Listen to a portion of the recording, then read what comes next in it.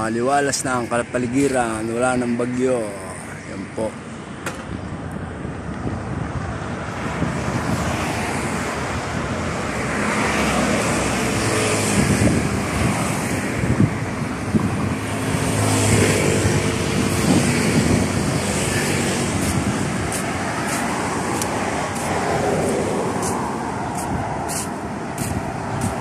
Yan ang mga sinira ni Bagyong Christine, ang aming garden.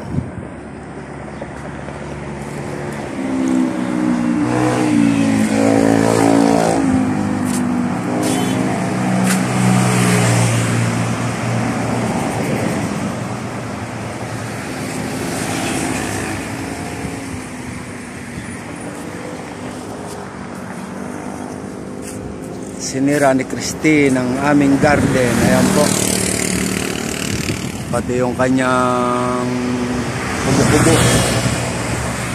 Yung kanyang nagsisilbing protekta sa lakas ng sikat ng araw. Bukas, re-referin po natin yan.